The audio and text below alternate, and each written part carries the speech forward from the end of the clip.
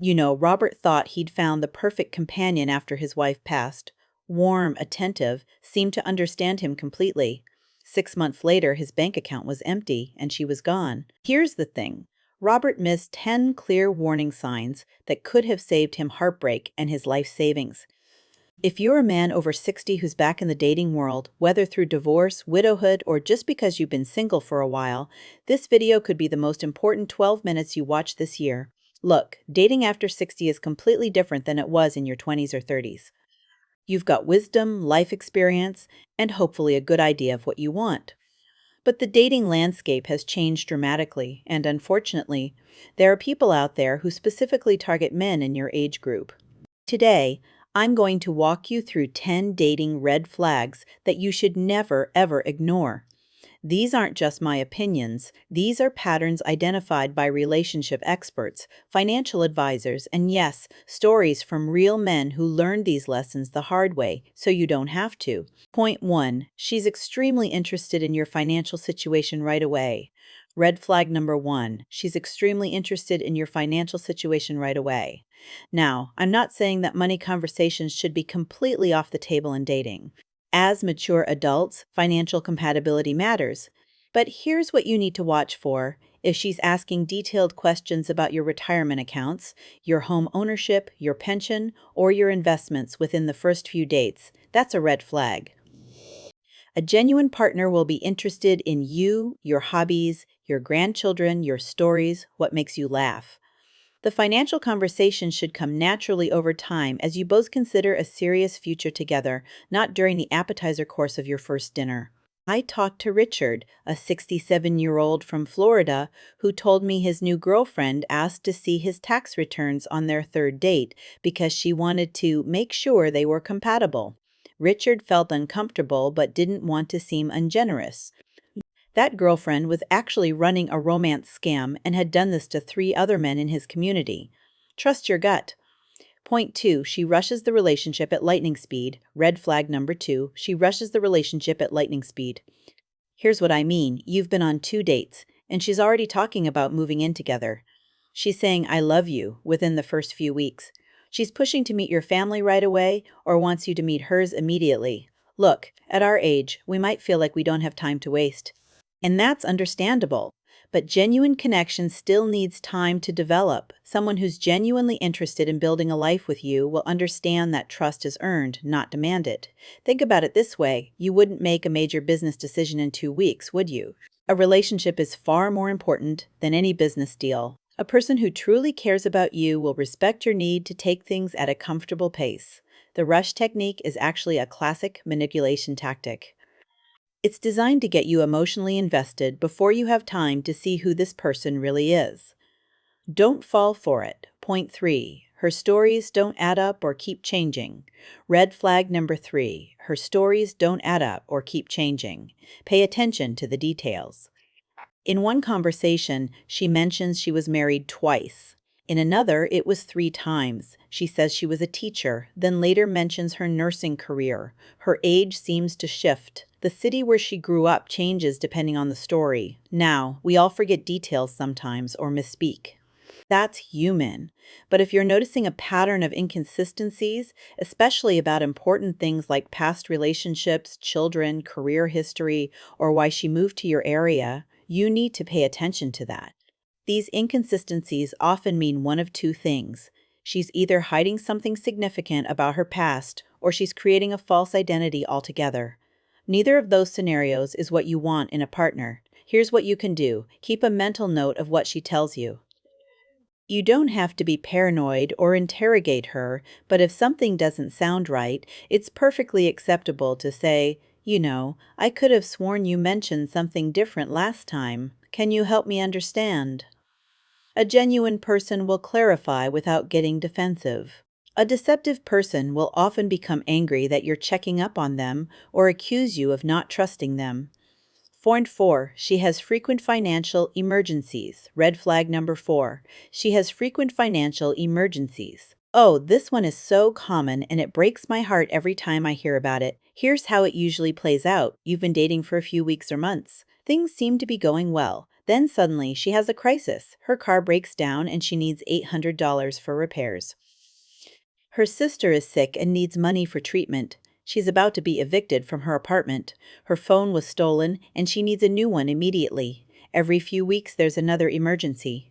Now, here's the thing, real emergencies do happen. Life is unpredictable. But if you're seeing a pattern of constant crises that require your financial intervention, especially early in the relationship, you need to recognize this for what it is: exploitation. A woman who's genuinely building a life with you will have her financial affairs in order, or at the very least, she'll have her own support system and resources to handle life's challenges. She won't immediately turn to someone she's been dating for a short time to be her financial safety net. And here's another version of this red flag. She borrows money with promises to pay you back, but somehow never does. There's always a reason the repayment gets delayed. Gentlemen, protect yourself. You worked your whole life for your financial security. Don't let anyone guilt you into giving that away. Point 5. She isolates you from family and friends. Red flag number 5. She isolates you from family and friends. This one can be subtle at first. She might make little comments about your friends. They don't seem to really understand you like I do. Or about your daughter. She seems a bit controlling, doesn't she? Maybe she always has a reason why you can't make it to family gatherings. She picks fights right before you're supposed to meet up with your golf buddies. She pouts or gives you the silent treatment when you spend time with others. Over time, you find yourself seeing less and less of the people who've been in your life for years. And that's exactly what she wants.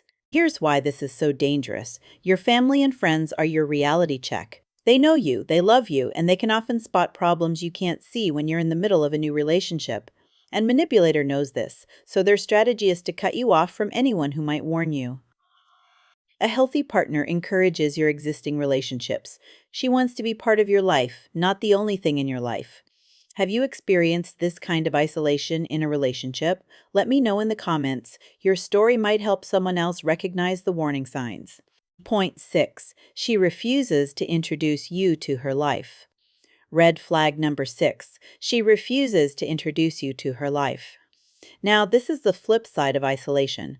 While she may be trying to separate you from your people, she's keeping you completely away from hers. You've been dating for months, but you haven't met a single friend or family member of hers. You don't know where she lives. She always comes to your place.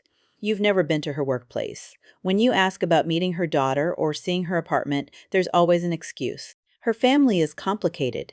Her friends live far away. Her place is being renovated. She works from home, so there's no office to visit. Here's what this usually means. She's hiding something significant. Maybe she's still married. Maybe she's running the same routine with multiple men. Maybe she's lying about fundamental aspects of her life. In a genuine relationship, there's a natural progression toward integration. You become part of each other's worlds. If she's keeping you in a separate compartment after several months of dating, that's not a relationship. That's a con job. Point 7. She gets angry when you set boundaries. Red flag number 7. She gets angry or punitive when you set boundaries. Boundaries are healthy. They're necessary. Let's say you tell her you can't lend her money, or you need to spend Saturday with your grandkids, or you're not comfortable with her staying over every single night yet. A mature, emotionally healthy partner might be disappointed, but she'll respect your boundary.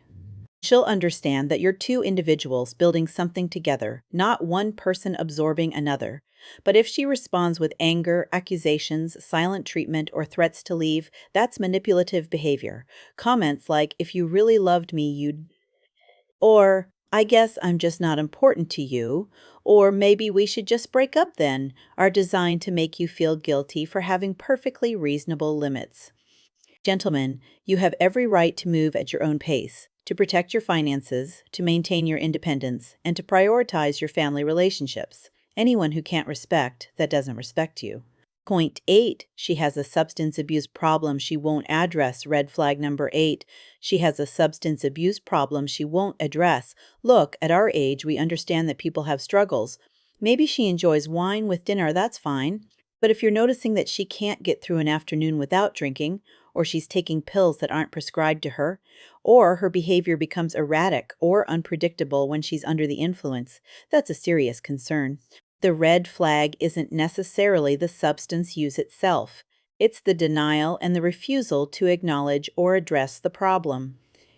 If you gently express concern and she becomes defensive, minimizes the issue, or blames you for being too sensitive, that tells you she's not in a place to be in a healthy relationship. You cannot be someone's savior. You cannot love someone into recovery. If she's not actively working on her sobriety, you're signing up for chaos, disappointment, and quite possibly financial and emotional devastation. This is one of those situations where you need to be honest with yourself.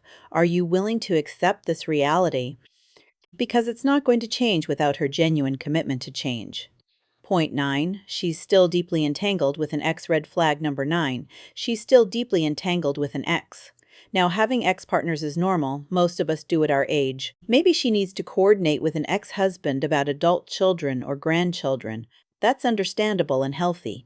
But here's what's not okay. She's in constant communication with an ex for reasons that have nothing to do with co-parenting.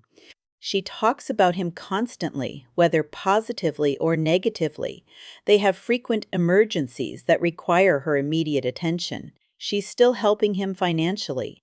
Or, and this is a big one, she compares you to him either favorably or unfavorably. There's a difference between having history with someone and still being emotionally entangled with them. If you feel like there's a third person in your relationship, even if that person is physically absent, trust that feeling. You deserve to be with someone who's emotionally available and ready for a new chapter, not someone who's still living in the last one. Point 10. Your instincts are screaming at you, red flag number 10. And this might be the most important one. Your instincts are screaming at you that something's wrong. Gentlemen, you've lived 6, 7, maybe 8 decades on this planet.